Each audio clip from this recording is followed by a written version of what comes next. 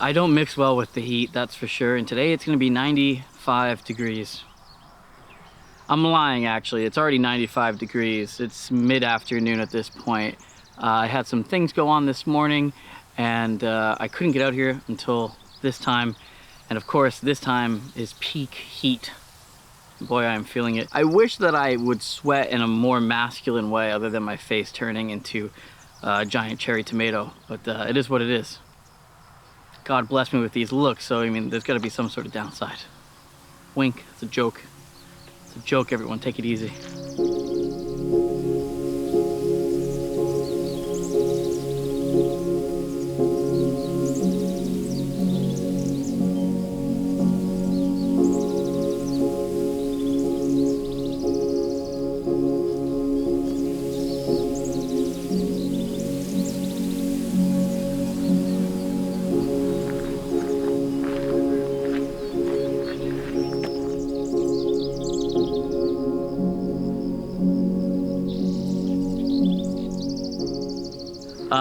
I'm gonna wait, I think, for just another moment to come where the sand starts to kick up in the background.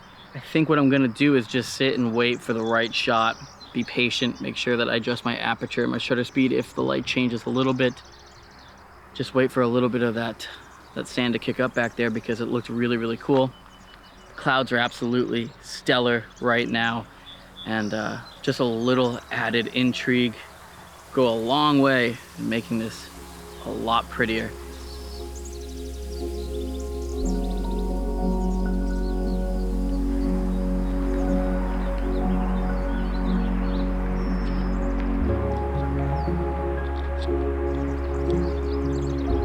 Just hoping and praying a car doesn't come down this road.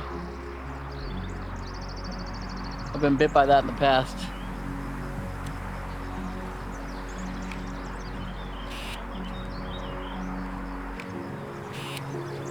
Perfect.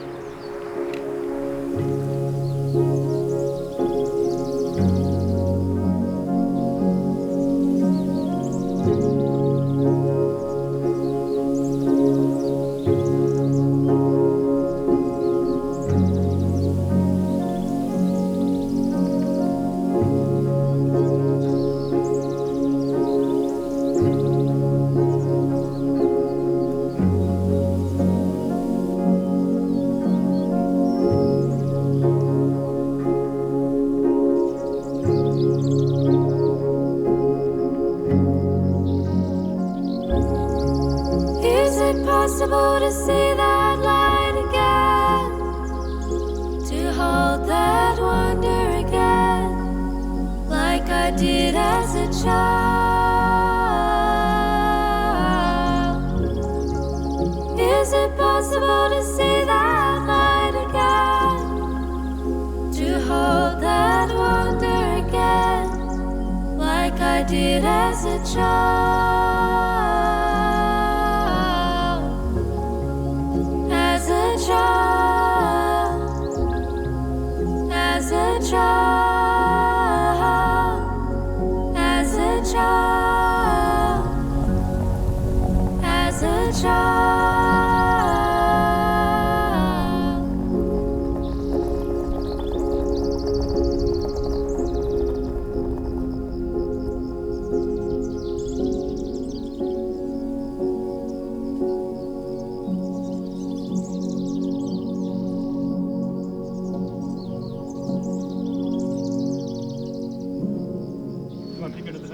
Oh, I'd love that.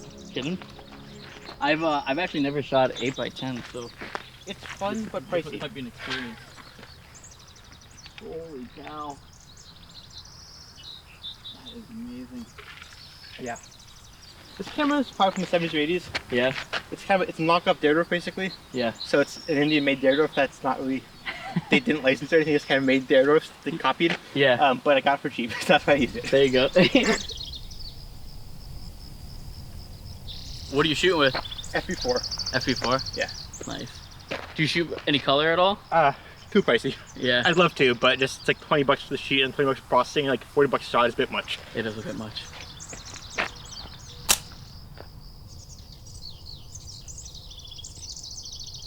So this is Ethan, and I had the pleasure of meeting him while I was out on a super hot day, and he was really, really nice and super knowledgeable, and I really appreciate the time that I got to hang out, and I appreciate Ethan letting me document his process, because I know that can be a really intimate thing for a lot of people. So Ethan, if you're watching, which I hope you are, thank you, buddy.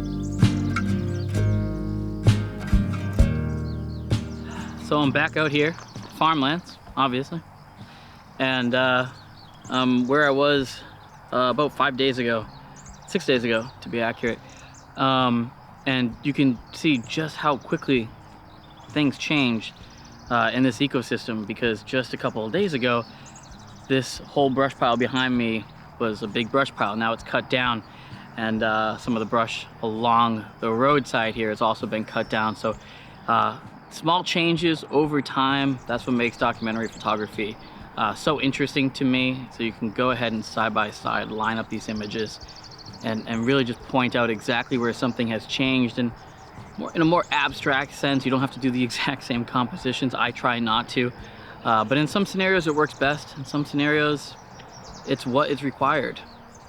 We are not shooting the 4x5 on this specific subject, but I did grab one on the Fuji GSW 690, so hopefully everything kind of turns out okay.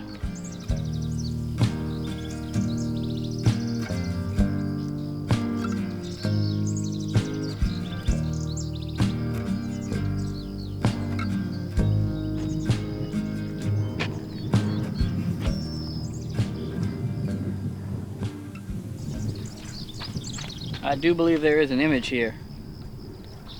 Not sure where. Thinking of subframing, but at the same time, not at all. I know I'm out of focus. Don't comment. Shooting with XR 100 on both 4x5 and my medium format system. Shooting both at ISO 50 as opposed to ISO 100, which is going to give us one stop of overexposure. And the reason why I'm doing that is because, well, quite frankly, I want to. There is not a whole lot of reason right now to overexpose, because it's fairly bright out. You wouldn't typically do that in these types of conditions. Maybe when it's, well, I guess you could do it. Yeah, I mean, one stop is not gonna kill it. See what happens up here? I start thinking too much. I start using that brain of mine, and then I start going down different paths that I don't even know where I'm heading. I'm shooting at everything at 50, so these are gonna be all overexposed. I may have to calm these down a little bit in post. Not sure what to do here though. This feels like a scene, but it also doesn't feel at all like a scene. And I don't really want to set up the 210. I'd rather shoot on the 90. But then again, you know, maybe the 90 works. Sternfeld used a lot of wider angle lenses when he took his images for Oxbow archive. So maybe that's the ticket. Maybe he was onto something there. Or maybe I'm just thinking too narrow-mindedly. Again, just thinking out loud at this point.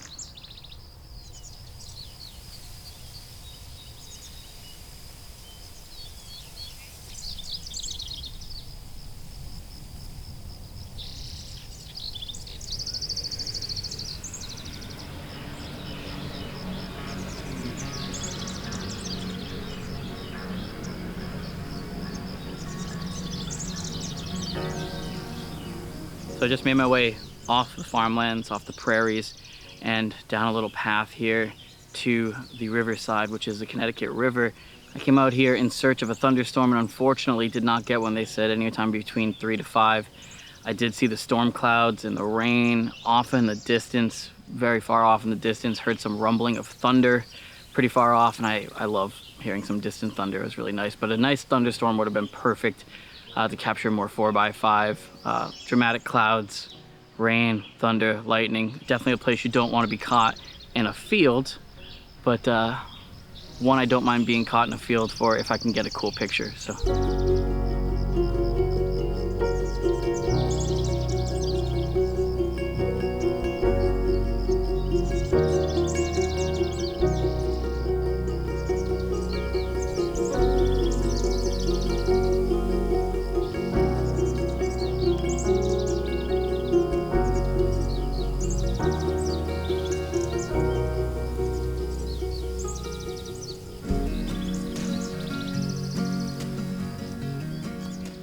So I'm gonna wrap up this video. It's been a lot of fun hanging out, shooting the farmlands.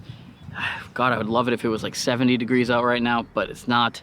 Thank you to Ethan for letting me take your images, 2 of them, and also letting me record your process. It's really nice. I know that's super intimate for a lot of photographers. They don't like to have their process shown. But Ethan was very open and honest, and he's clearly a student of photography. Really nice to meet you. Really nice to hang out with a fellow large format shooter out here. So with all that being said, I'm gonna go home, develop these rolls, develop these sheets. Hopefully there's something decent out of it. That's it for part 2. I'll see you later. Bye.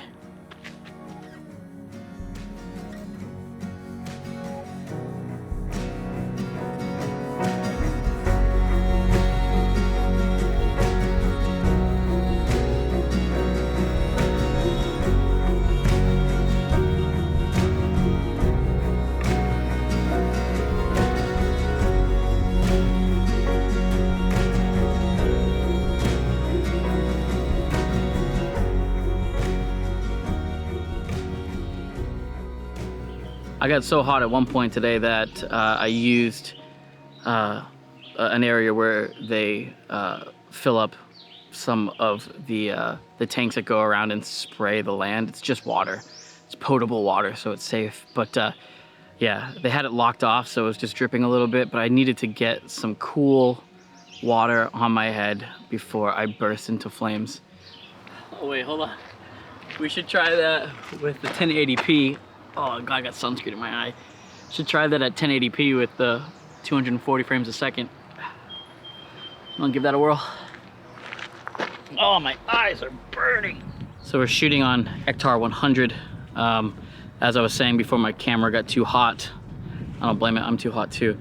Shooting Hectar 100. God, I hope you can hear me. I didn't even factor in the wind. Might have to dub this over. People often ask me, where do you park when you go to these places? Are you one of these walkers? And obviously not. If you see my physique, I don't walk many places. I usually just drive up, park, think, compose, take my shot. And some rare occasions I do walk. And I hate those occasions. Whatever, I'm not thinking straight. I gotta go home.